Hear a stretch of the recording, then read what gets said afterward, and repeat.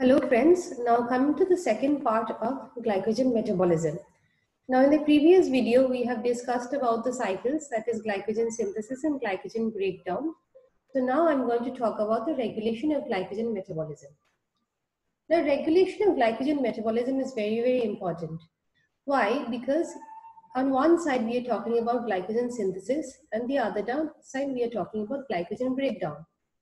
Now, glycogen metabolism has to be tightly regulated to maintain number one, the blood glucose levels, and number two, the adequate glycogen stores.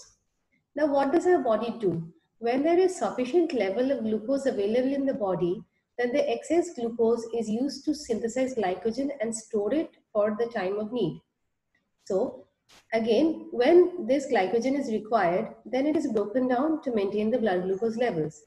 Both of the processes, that is glycogen synthesis and glycogenolysis, have to be tightly regulated so that the levels of glycogen stores are adequate, and at the same time the blood glucose levels are also have to be maintained.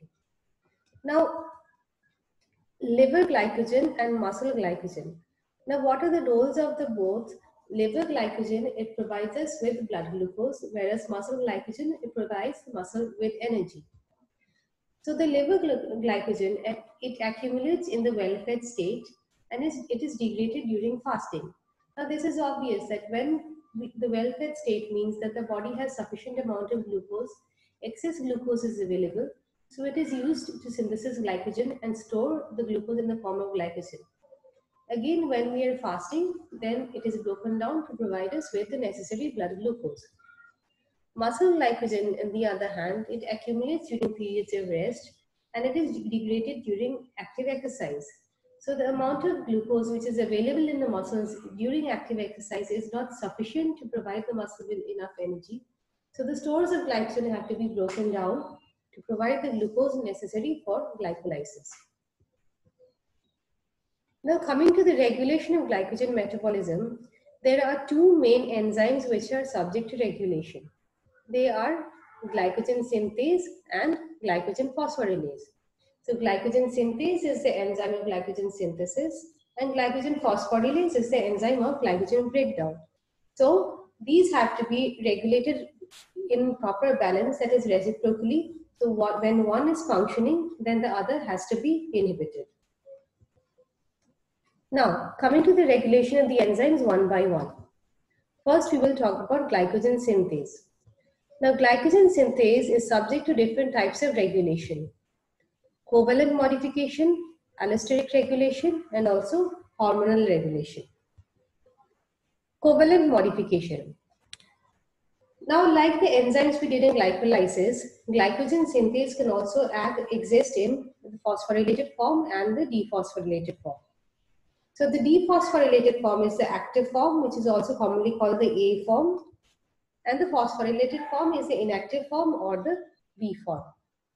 So these two forms are interconvertible. So if we want to convert the phosphorylated form to the dephosphorylated form, this is done by the enzyme protein phosphatase 1. And if we want to convert it back to the inactive phosphorylated form, it is done with the help of the enzyme protein kinase. So this glycogen synthase can be phosphorylated on multiple residues by at least 11 different protein kinases. But the most important protein kinase is GSK3. So when GSK3 acts on glycogen synthase, it phosphorylates glycogen synthase and inactivates it. On the other hand, protein phosphatase 1, it removes the phosphoryl groups, converting it to the active form, so which is the dephosphorylated form. So the kinase converts it to the inactive form, whereas protein phosphatase 1 converts it to the active form. Allosteric regulation. Glucose and glucose 6-phosphate stimulate glycogen synthesis. Again, it is obvious. Large amounts of glucose and glucose 6-phosphate available means that the energy level of the body is sufficient, excess glucose is available. Okay, so glycogen synthesis is stimulated so that the excess glucose can be stored in the form of glycogen. On the other hand, glucagon and epinephrine, though this is not allosteric regulation, it is a hormonal regulation, they inhibit glycogen synthesis. Modes of action. Glucose 6-phosphate and glucose, they activate protein phosphatase 1. So what did we see previously, that this glycogen synthase, it is active in the dephosphorylated form. And the dephosphorylated form, it is formed with the help of the enzyme protein phosphatase. The glucose 6-phosphate and glucose, they activate protein phosphatase 1, causing dephosphorylation and activation of glycogen synthase. Glucose 6-phosphate also directly stimulates glycogen synthase. So in either way, they increase the amount of glycogen synthesis. So this is a diagram which shows the overall effects of the stimulators and inhibitors. It includes both the allosteric inhibitors and also the hormones. So glucose and glucose 6-phosphate and insulin, they stimulate glycogen synthesis, whereas glucagon and epinephrine, they inhibit glycogen synthesis. Now the action of hormones, I'm going to discuss it later along with the action on glycogen phosphorylase as well. So here we have two forms, that is the active form and the inactive form. The active form is also called type A and the inactive form is type B. So conversion to the active form, it is stimulated by glucose, glucose 6-phosphate and insulin. Okay, and it is inhibited by glucagon and epinephrine. Next, coming to the regulation of glycogen phosphorylase, that is the enzyme of glycogenolysis. So the different types of regulation are covalent regulation, allosteric, hormonal, and we have another process here also, which is regulation by calcium ions. Covalent modification, here also we have the same principle, that glycogen phosphorylase can act in the dephosphorylated state and also in the phosphorylated state. But one point to be noted here is, please make it a point that glycogen phosphorylase is active in the phosphorylated form and inactive in the dephosphorylated form. All the enzymes which we have done covalent modification so far, like phosphofructokinase, pyruvate kinase, glycogen synthase, all of those were inactive in the, they were active in the dephosphorylated form. Whereas in case of glycogen phosphorylase, it is completely opposite, that it is active in the phosphorylated form. The previous ones were active in the dephosphorylated form. This is the only one which is active in the phosphorylated form. Now this is very, very important. Please make a note of it. Otherwise, you will get confused in the hormonal regulation. So here we have the phosphorylated form and the dephosphorylated form. Again, these are interconvertible. The conversion of the phosphorylated to the dephosphorylated form is with the help of the protein phosphatase, and the conversion to the, from the inactive to active to the active form, it is by the help of a specific enzyme which is phosphorylase kinase. It is specific for glycogen phosphorylase, so it is called phosphorylase kinase. Allosteric regulation of glycogen phosphorylase, it is stimulated by AMP and it is inhibited by glucose, glucose 6-phosphate and ATP. So this is just opposite of which is happening in case of glycogen synthase. So when glucose and glucose 6-phosphate all are available, there is no need to break down glycogen, so glycogenolysis is inhibited, whereas AMP stimulates it. Regulation by calcium ions, this is specific for glycogen phosphorylase. Now what happens during muscle contraction, that a large amount of calcium ions are released from the sarcoplasmic reticulum. Now these calcium ions, they bind to the calmodulin part of phosphorylase kinase and activate it. Okay, so phosphorylase is active in the phosphorylated form. So if phosphorylase kinase is active, it phosphorylates glycogen phosphorylase and activates it. So this leads to the stimulation of glycogenolysis. So here again we have muscle contraction, release of calcium from the sarcoplasmic reticulum. Calcium binds to the calmodulin part of phosphorylase kinase and activates it. Because phosphorylase kinase itself, it exists in inactive form. Now if phosphorylase kinase is activated, it phosphorylates glycogen phosphorylase and then stimulates glycogenolysis. Next, coming to hormonal regulation. Now when we talk about hormonal regulation, I'm going to talk about glycogenesis and glycogenolysis together. So what are the hormones? In one direction we have insulin and the other side we have glucagon, adrenaline, noradrenaline. So these have completely opposite effects. Now we already know that what is the effect of insulin and what is the effect of glucagon. Insulin normally brings down the blood glucose. So if you want to reduce the blood glucose, what do we have to do?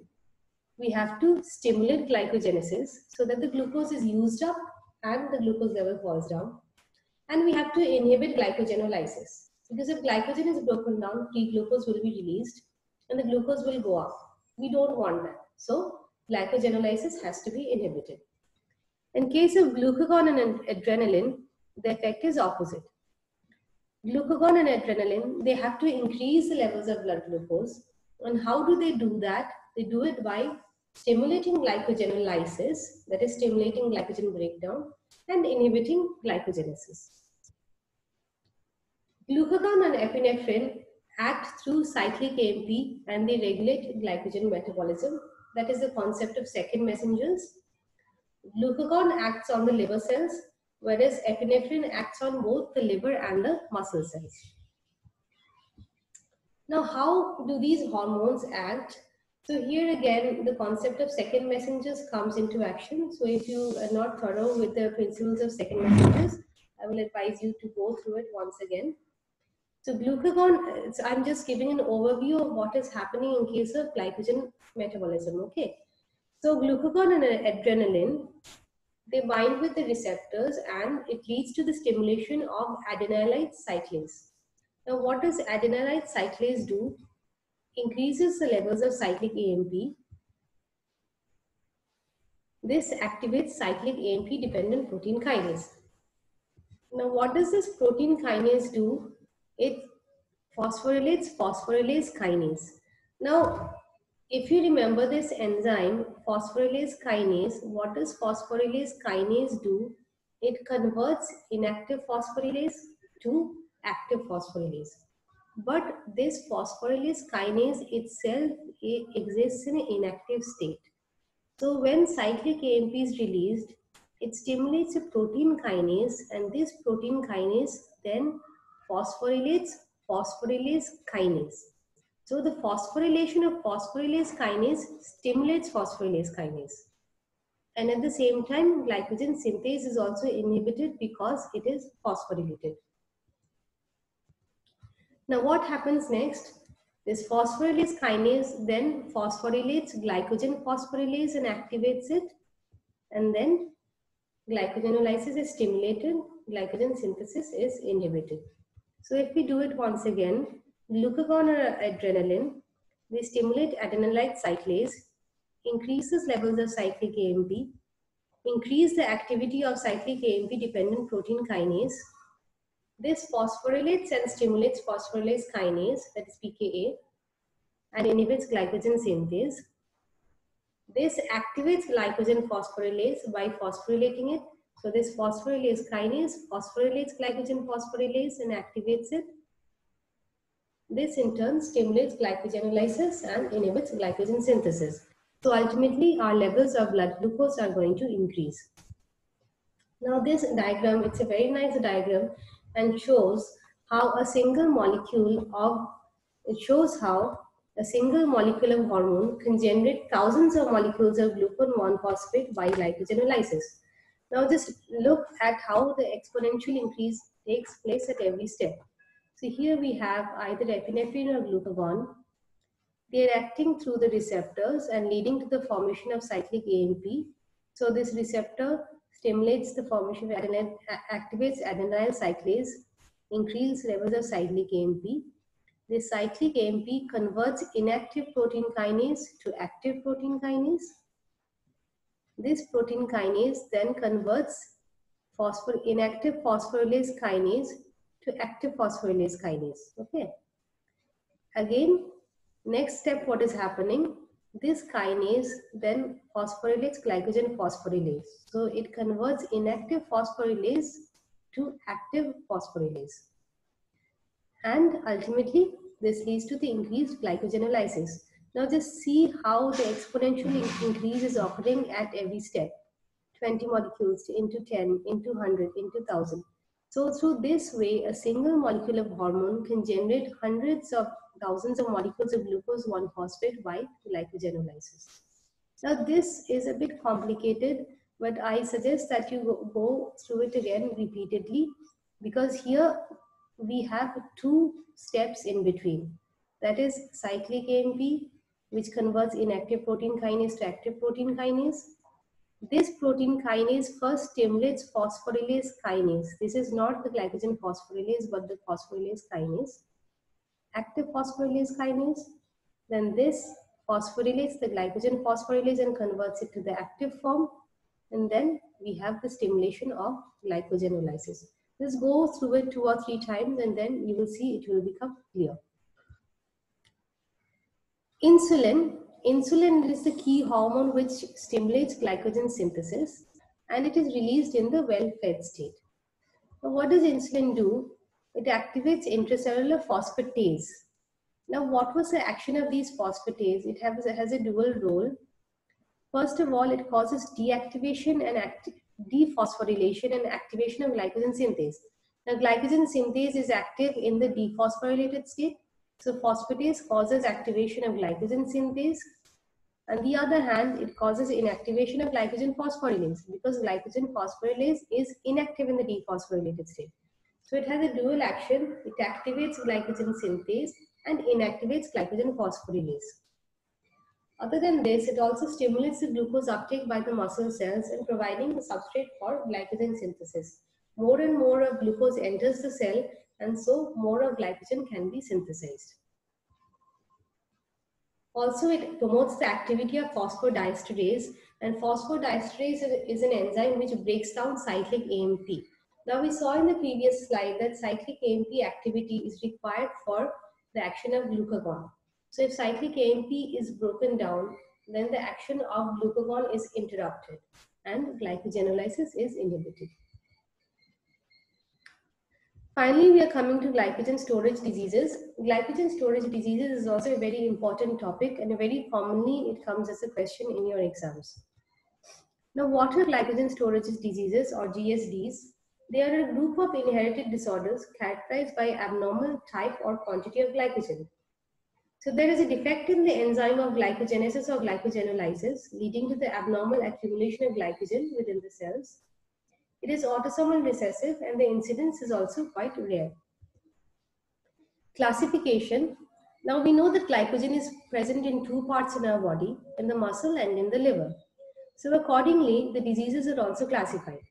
So GSDs, they are of 2 types.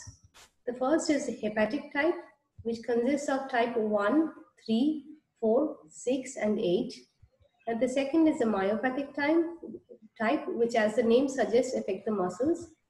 And the types are type 5 and type 7. Now, this table is taken from Harper. It is very important. Now, I'm not going to go into details of this table, but I suggest that you go through these one by one, because these are all important, okay? So, we've gone through the metabolism. So, if you understand the metabolism, just remember what is the enzyme deficient, okay? And then you can go through the features one by one. I'll just be talking about in detail about 2 or 3 of these, which are more commonly asked. So the first is von Gog's disease. It is type 1 glycogen storage disease, and it is due to the deficiency of glucose 6-phosphatase. Okay.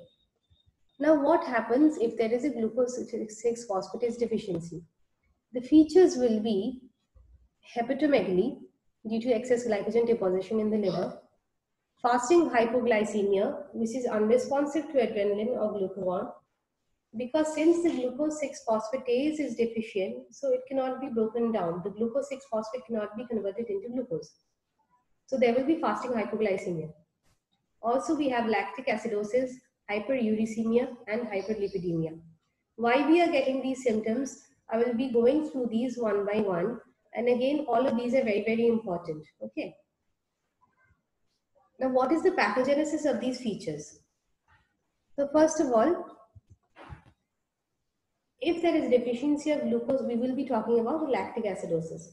So if there is a deficiency of glucose 6-phosphatase, what will happen when glucose 6-phosphate will accumulate? Glycolysis will be stimulated. If there is more glycolysis, more of pyruvate will be synthesized. And if more of pyruvate is synthesized, then through anaerobic glycolysis, more and more will be converted to lactate. So it will lead to lactic acidosis. So increased glucose 6-phosphate leads to the increased rate of glycolysis, increased pyruvate is formed, increased formation of lactate, and also in lactic acidosis. Next, hyperuricemia. If glucose 6-phosphate accumulates, there is stimulation of the HMP shunt. Now, if you remember in the previous class, we discussed about the HMP shunt, which is a alternate pathway of oxidation of glucose. And the substrate for the HMP shunt was glucose 6-phosphate. Now, if more and more glucose 6-phosphate is accumulated, more of it will be diverted into the HMP shunt pathway. The HMP shunt pathway is associated with formation of pentoses. So if more of pentoses are formed, it will lead to the formation of more of nucleotides because pentoses are a part of nucleotide. Uric acid is the breakdown product of nucleotides. Probably you have not read this till now, but when you do the nucleotide metabolism, you will see that it leads to the formation of uric acid. So if there is more of the HMP shunt pathway, more of pentose is synthesized, more of nucleotides are synthesized, and more of nucleotides are broken down. And this level leads to the increased levels of uric acid or hyperuricemia. Finally, coming to hyperlipidemia. If there is hypoglycemia, which is a feature of glycogen storage diseases, what happens is that gluconeogenesis will be stimulated. Now, if gluconeogenesis is stimulated, then oxaloacetate will be diverted into the TCA cycle from the TCA cycle. So, if you remember in gluconeogenesis, oxaloacetate was a substrate. So, what happens that the oxaloacetate is diverted out from the TCA cycle. So this leads to an introduction of the TCA cycle and accumulation of acetyl-CoA. Now if acetyl-CoA accumulates, what happens? Then the acetyl-CoA also has to be utilized. And so it will be converted into fatty acids because acetyl-CoA is a substrate for fatty acid synthesis. So again, if we have hypoglycemia, there will be more of gluconeogenesis. Oxaloacetate will be pulled out from the TCA cycle. The TCA cycle will be interrupted and this leads to the accumulation of acetyl-CoA. If acetyl-CoA accumulates, it will be used to synthesize fatty acids and this will lead to hyperlipidemia, which is another feature of glycogen storage diseases. Now these are the other hepatic forms, that is Cory's disease, Anderson's disease, Hirsch's disease and type 8. Now the symptoms which we discussed in von Gog's disease, these symptoms can be present in all of the hepatic forms. But there is a variation in the severity, okay? So these symptoms are most prominent in type 1 and there will be varying severity in other forms. And also since these are enzyme defects, the extent of the symptoms depends on the extent of the deficiency of the enzyme. If it is only a mild deficiency, then the symptoms will also be very mild. So you go through the table and see what enzyme is deficient in each of these diseases, okay? And then accordingly go through the features. Coming to the myopathic forms are type 5 and type 7.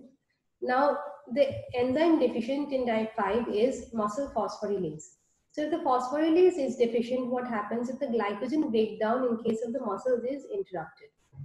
So, what will happen? That the muscle glycogen stores are high, but it cannot be degraded. So, the main symptoms will be muscle cramps and fatigue. Okay.